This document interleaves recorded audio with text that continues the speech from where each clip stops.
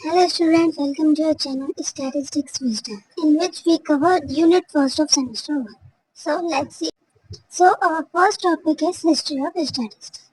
History of Statistics क्या होती है? ये जो statistics का word है, ये हमारा कहाँ से आया? Latin word status से और Italian word statistas.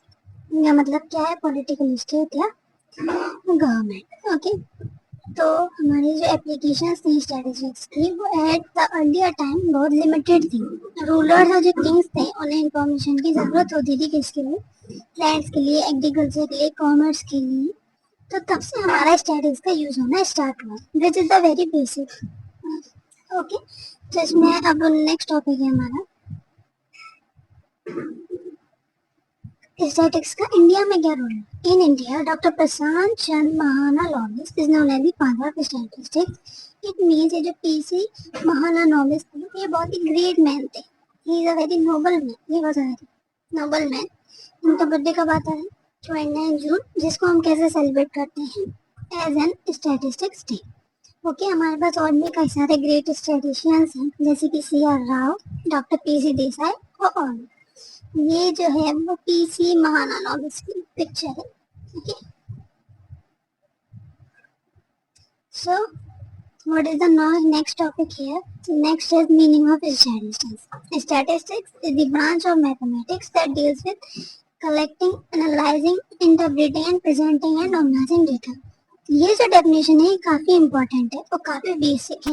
ये आपकी हमेशा पूछी जाती है एग्जाम्स में, क्योंकि ये हमारी क्या है, बेसिक है स्टैटिस्टिक्स के बारे में। It provides methodologies for making sense of numerical data and for drawing conclusions in the presence of uncertainty. It means ये जो स्टैटिक्स है ये मैथमेटिक्स की एक ब्रांच है जिसमें क्या क्या होता है? कलेक्टिंग, एनालाइजिंग, इंटरप्रेटिंग, प्रेजेंटिंग और organisation of data. It provide methodologies. It mean हमें कई सारे मेथड प्रोवाइड करती है किसके लिए? जिससे कि हम किसी न्यूमेरिकल डेटा को इन अ प्रॉपर सेंस किसी के सामने प्रेजेंट कर सकें, हमने न्यूमेरिकल डेटा से कोई कंक्लूजन ड्रॉ कर सकें। ओके, सो इसमें हमारा नेक्स्ट टॉपिक है इम्पोर्टेंस ऑफ स्टैटिस्टिक्स। अब जब स्टैटिस्टिक्स इतनी हमारी स्टार्टिंग से चली हुई आ रही है तो इसकी कोई ना कोई इम्पोर्टेंस भी रही होगी। तो इसमें हमारी फर्स्ट इम्पोर्टेंस है डिसीजन मेकिंग की।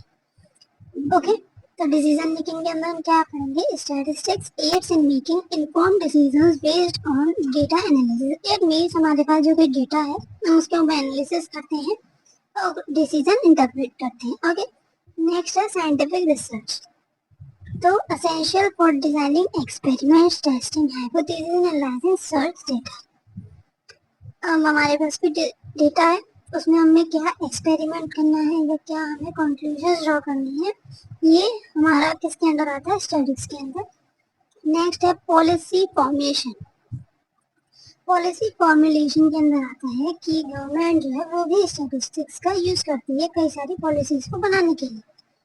नेक्स्ट है हमारा बिजनेस इकोनॉमिक्स। इसका मतलब स्टैटिस्टिक्स जो है वो बिजनेस में भी यूज की जाती है, इकोनॉमिक्स में भी यूज की जाती है। ओके, बिजनेस या इकोनॉमिक्स में इसका सबसे इम्पोर्टेंट रिजल्ट है क्वालिटी कंट्रोल। क्वालिटी कंट्रोल को आप इस तरीके से समझ सकते हैं, जैसे हमने कोई भी प्रोडक्ट बनाया तो उसको किस क्वालिटी का है या फिर कितने टाइम तक चलेगा, वो सब हम किसके थ्रू समझते हैं? स्टैटिस्टिक्स के through, by various methods. Okay, last है हेल्थ केयर। इसको हम हेल्थ में भी यूज करते हैं। जैसे हमारे पास कई सारा डेटा होता है पेशेंट्स का, तो वो हम स्टैटिस्टिक्स के थ्रू मेंटेन करते हैं। ओके, या कंक्लूजन ड्रॉ करते हैं कि किस एज के जो ज़्यादा लोग हैं वो बीमार पड़ते हैं, किस एज की इम्यूनिटी पावर अच्छी होती है, तो वो सब हम किसके थ्रू करते हैं? स्टैटिस्टिक्स के थ्रू करते हैं। ओके, इसमें हमारा नेक्स्ट टॉपिक है scope of statistics in English. अब हम स्टैटिस्टिक्स अगर पढ़ रहे हैं, स्टैट्स पढ़ रहे हैं, उसका स्कोप भी बताना चाहिए हमें। तो इसका सबसे पहला स्कोप क्वालिटी कंट्रोल, जैसा कि हमने लास्ट लाइन पे पढ़ा। नेक्स्ट है मार्केट रिसर्च। ओके, नेक्स्ट है रिस्क मैनेजमेंट। अगर हम किसी चीज़ की क्वालिटी को पता कर लें, ये पता कर लें कि कोई प्रोडक्ट है हमारा वो कितने टाइम बाद खराब होता है, तो हम उसके मैनेजमेंट भी कर सकते हैं। नेक्स्ट है operation management and human resources. Okay, statistics का यूज हम पॉलिसी मेकिंग में भी करते हैं या मेडिकल फील्ड में भी करते हैं, तो इसके थ्रू हम ये सारी चीज़ें कर सकते हैं। It means statistics has a very wide scope. Okay, इसमें हमारा नेक्स्ट टॉपिक है कॉन्सेप्ट ऑफ स्टैटिस्टिकल पॉपुलेशन। अब ये जो वर्ड है ना आपका स्टैटिस्टिकल पॉपुलेशन, ये बहुत इंपॉर्टेंट है। फर्स्ट तो आपकी स्टैटिस्टिक्स की definition and next one is statistical population, क्योंकि अब हम कोई भी कंक्लूजन ड्रॉ करेंगे, कोई भी कलेक्शन करेंगे तो किसके लिए करेंगे, पॉपुलेशन के लिए तो करेंगे। तो इसके बाद में पढ़ते हैं A statistical population is the entire set of individuals, items or data points that are interested in a statistical study. इसको आप एक एग्जाम्पल के थ्रू समझ सकते हैं। जैसे हमें सर्वे करना है कि कितने लोग कोल्ड ड्रिंक पीते हैं या सॉफ्ट ड्रिंक्स ड्रिंक करते हैं, तो उसके लिए हमें पॉपुलेशन सबसे पहले देखनी होगी। तो वो कौन सी पॉपुलेशन होगी, यंग सिटीजन्स की। इसमें ओल्ड को तो हम कंसीडर करेंगे नहीं। तो ऐसे लोग या ऐसे सिटीजन्स या ऐसे इंडिविजुअल्स जिन पे हमें अपना कोई रिसर्च है वो कंप्लीट करना होता है, या जिनके थ्रू हम कोई डेटा कलेक्ट करते हैं, उसको स्टैटिस्टिकल पॉपुलेशन कहते हैं। ये हमारी फाइनाइट भी हो सकती है, इनफाइनाइट भी हो सकती है, और इससे हम क्या क्या कंक्लूजन ड्रॉ करते हैं, मीन और वेरिएंस निकालते हैं। ठीक है, so next topic is attributes and variables. अब these are the main headings की जो आपकी आ रही है सिलेबस के अकॉर्डिंग है, नए एट्रीब्यूट्स और वेरिएबल्स। ठीक है, इन ये जो सारे टर्म्स आ रहे हैं आपके, इनको आप बहुत ध्यान से समझ लेना, क्योंकि ये हमारे आगे भी स्टैटिस्टिक्स में का बहुत काम आते हैं। जैसे फर्स्ट है आपका एट्रीब्यूट्स। अब एट्रीब्यूट्स का मतलब क्या होता है, qualitative characteristics that describe aspects of a population. Population की क्वालिटेटिव कैरेक्टरिस्टिक्स जैसे कि जेंडर, कलर। और वेरिएबल्स क्या होती है, क्वांटिटेटिव कैरेक्टरिस्टिक्स, ऐसी कैरेक्टरिस्टिक्स जिन्हें हम क्या कहते हैं, मेजर कर सकते हैं। और एट्रीब्यूट्स क्या होती हैं जिन्हें हम मेजर नहीं कर सकते, जिसे फील की जा सकती हैं, नजर देखी जा सकती हैं, अगर इनको हम मेजर नहीं कर सकते हैं in sum quantities of whatever it is, because these are the quality. Attributes के अंदर हमारी सारी क्या आती हैं, क्वालिटी, जैसे कि ऑनेस्टी, जेंडर, कलर, आई कलर, या किसी की स्किन का शेड, तो ये सब किस में आ गया, एट्रीब्यूट्स में। और वेरिएबल्स में हमारा क्वांटिटेटिव डेटा आता है, जैसे कि हमारा आ गया हाइट, वेट आ गया किसी का, या नंबर ऑफ स्टूडेंट्स किसी क्लास में कितने हैं, तो ये सारा क्या होता है, वेरिएबल डेटा होता है। वेरिएबल को भी टू क्लासेस में क्लासिफाई किया हुआ है, first is discrete and second is continuous. Discrete क्या होती है, जिन्हें हम काउंट कर सकते हैं, जैसे कि number of children, and other one is continuous variables. It means ये हमारे किस में आएंगे, ये आएंगे जिसे आप समझ लीजिए पॉइंट्स में आ सकती हैं इनकी वैल्यूज। लेकिन जो डिस्क्रीट वाले हैं ये डेसिमल फॉर्म में नहीं होंगे, कॉन्टिन्यूस वाले can be in decimal form. जैसे हाइट है, वेट है, किसी की 5 फुट 2 इंच है, तो यह है ना डेसिमल का दैट यूज 1। जैसे कि किसी की हाइट है 5.2 इंच, तो ये अगर पॉइंट में आ गया तो इट मीन्स ये कंटिन्यूस वेरिएबल है हमारा। ओके, इसमें नेक्स्ट टॉपिक है हमारा different scales of statistics. Statistics के स्केल क्या क्या होते हैं, मतलब किन स्केल्स के थ्रू हम अपने स्टैटिस्टिकल डेटा को क्लासीफाई कर सकते हैं। फर्स्ट है नॉमिनल स्केल। नॉमिनल स्केल में क्या आता है, classifies data into distinct categories in which no order ranking can be included. Nominal में हमारी कोई भी रैंकिंग नहीं होती, ना ही कोई ऑर्डर होता, इसमें हम सिंपली अपने डेटा को लिख सकते हैं।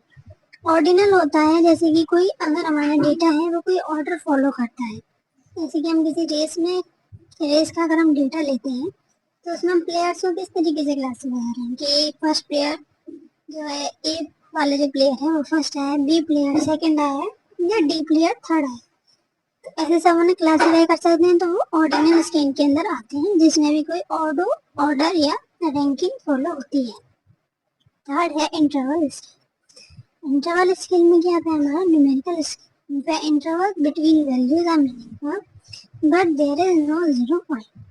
मतलब जहाँ पर इंटरवल्स को क्लासीफाई किया जाता है लेकिन वहाँ पर 0 पॉइंट नहीं होता है। ये बहुत ही ज़्यादा इम्पोर्टेंट बात है इसकी, इंटरवल स्केल की। आपसे एग्जाम में भी पूछ सकते हैं कि ऐसा कौन सा स्केल है जिसमें नो ट्रू 0 पॉइंट होता है, which is interval scale. Okay, इसका एग्जाम्पल है टेम्परेचर इन सेल्सियस। इसमें 0 का नो ट्रू 0 पॉइंट का मतलब आप ऐसे समझ सकते हैं, इसमें 0 का मतलब कुछ नहीं होता है, जीरो का मतलब भी क्या होता है? अगर टेम्परेचर हमारा जीरो है इट मीन्स हम क्या समझेंगे इससे कि टेम्परेचर वहाँ का कुछ है लेकिन जीरो नहीं है। ओके, तो जीरो का मीनिंग जो है वो स्केल में नहीं होता है। हमारा लास्ट स्केल है रेशियो स्केल। ओके, आपको यही ऑर्डर फॉलो करके लिखना है स्केल्स को। यही ऑर्डर होता है, first nominal, second ordinal, third interval and fourth ratio scale. Ratio scale क्या होता है? Similar to the interval scale but with a meaningful zero point. Ratio scale में हमारा मीनिंगफुल जीरो है, वो एक दूसरे को कॉन्ट्राडिक्ट करते हैं। तो आप इन दोनों स्केल के बारे में ध्यान रखिएगा। इंटरवल स्केल में क्या होता है? नो टू जीरो पॉइंट, और रेशियो स्केल में meaningful zero point. Okay,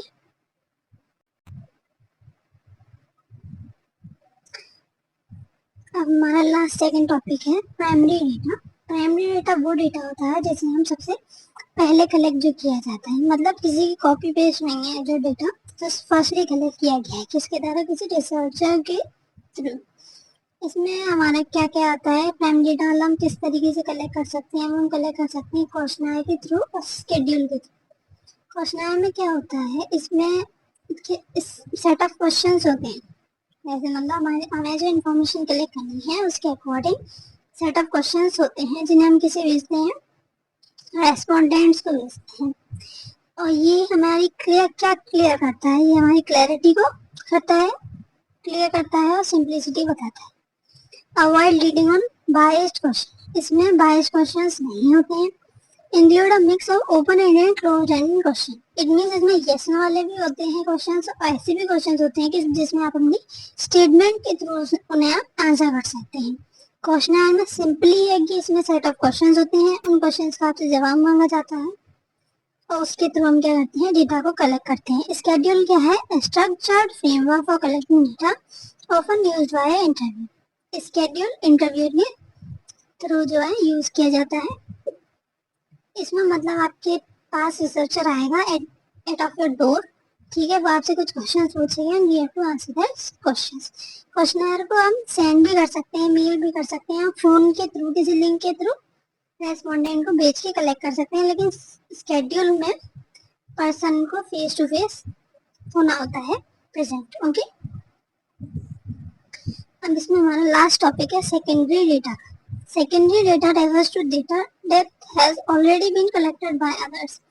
secondary data जो है वो हमारे पास जो पहले से डेटा है उसी को हम यूज करके अपने कंक्लूजन ड्रॉ करते हैं, तो वो सेकेंडरी डेटा होता है। ओके, सेकेंडरी डेटा में हम प्राइमरी डेटा का यूज करते हैं, लेकिन जो प्राइमरी डेटा होता है वो ओरिजिनली कलेक्टेड होता है, वो किसी के भी थ्रू नहीं लिया गया होता, वो बाय रिसर्चर कलेक्ट किया गया होता है। सेकेंडरी डेटा में हम ऑलरेडी जो डेटा प्रेजेंट है उसके थ्रू हम कंक्लूजन्स को ड्रॉ करते हैं। इसकी हमारी सोर्सेस क्या होती हैं? Government publications, academic journals, industry reports या ऑनलाइन डेटाबेसेस। मतलब जैसे हमने कहीं गूगल से डेटा ले लिया, गवर्नमेंट की किसी मैगजीन से, किसी जर्नल से हमने डेटा ले लिया, तो सारा डेटा किसके अंदर आता है? सेकेंडरी डेटा के अंदर। और इसमें जो मेन बात होती है वो होती है, अगर आप सेकेंडरी डेटा के थ्रू कंक्लूजन ड्रा कर रहे हैं तो you have to mention that source कि आपने कहाँ से डेटा लिया है। Okay, in your secondary data. Advantages क्या क्या है इसमें? Cost effective and time saving. अब जब हम किसी और के डेटा पर कंक्लूजन ड्रॉ करेंगे तो ऑब्वियस सी बात है कि वो टाइम सेविंग होगा और कॉस्ट इफेक्टिव भी होगा। मतलब हमें पर्सनली कहीं नहीं जाना पड़ेगा, हमारे पास जो पहले से डेटा कलेक्ट है हम उसी पे कंक्लूजन ड्रॉ कर रहे हैं, which is very simple. Okay, और इसके डिसएडवांटेजेस भी क्या क्या हैं? May not be followed to the specific needs to the current study and data quality accuracy में भी आना। इट मींस इसमें हम अपडेटेड नहीं होते ऐसे डेटा में। हमारे पास जो पहले डेटा था उसी पर अगर हमने कोई चेंजेस किया, कोई कंक्लूजन ड्रॉ किया, तो मे बी रॉन्ग हो सकता है, क्योंकि वो हमारा करंट स्टडी को तो बता नहीं रहा, वो पहले जो स्टडी हो गई थी उस पर ही तो बेस्ड है। तो सेकेंडरी डेटा में कुछ एरर्स भी होते हैं, लेकिन ये टाइम सेविंग भी बहुत होता है, इसलिए ये अच्छा भी है, इसमें डिसएडवांटेज भी है कुछ। ओके, तो प्राइमरी डेटा और सेकेंडरी डेटा में आपको डिफरेंस समझ में आया? प्राइमरी डेटा ओरिजिनली कलेक्टेड होता है, सेकेंडरी डेटा को हम कलेक्ट नहीं करते हैं, उसमें हम प्राइमरी डेटा का ही यूज करते हैं। ओके, आई होप आपको समझ में आया होगा। Thank you very much.